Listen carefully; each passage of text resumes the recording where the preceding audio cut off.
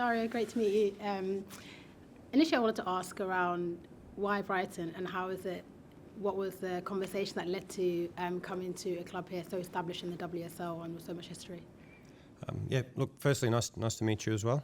It's been a pleasure to meet everyone in the first few days on my arrival. Why Brighton?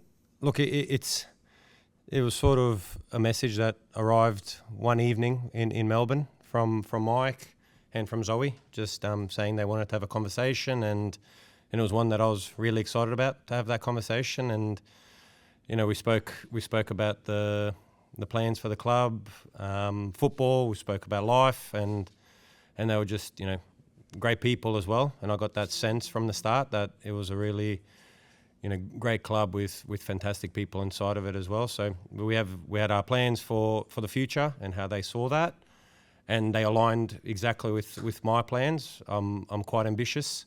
I like to take up challenges, and this is one of the best challenges in the world, in the best league in the world, against the best players, against the best coaches. So you don't say no to that. You don't say no to Brighton also. So I was super excited, and more excited now, and I'll be even more excited in 2 and a bit weeks when we get started. Yeah, it's I guess no secret how great the WSL is. I guess for your experience watching in from the outside, what have you really liked about this league or drawn you towards it? A lot of things, to be fair. I think the fanfare, it's continuously growing, not just in England, but I think we've experienced it also in Australia with the Women's World Cup, and I was right in that, going to the stadiums. People from all walks of life, from every country, and just the buzz. So there was one game, it's the best atmosphere I've ever experienced in football, and I've been in football for a long time. I've been at Madrid derbies, German derbies, so I've experienced some big games, and there was one game at the World Cup where we just sort of stood there for 10-15 minutes post full time and just soaked up the atmosphere, which was incredible. So and that just goes to show the women's sport, how much it's growing, how much it's and very simply, the girls can play football. They can play. It's entertaining.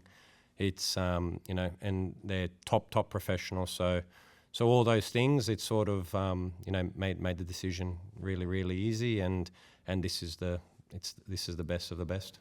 That one game you described, did it happen to be the Australian-England game? No, it wasn't. Nah, it was actually Jamaica versus Colombia. Funny enough, so. The Colombians put on a party that night, and it was amazing to see. Yeah. And I guess the last question for me, in terms of some of the signings have already been made into the club, obviously the experience of someone like Frank Kirby, but also bringing in someone like Aisha McKenna from, who's less experienced, but lots of potential young striker. How excited are you to see those two, but also some of the other players you're bringing in? Look, there's an excitement to see everyone.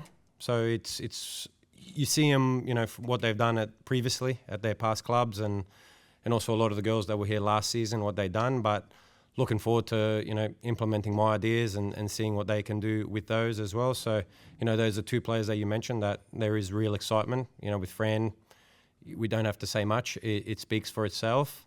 And with Aisha, it's massive for the future.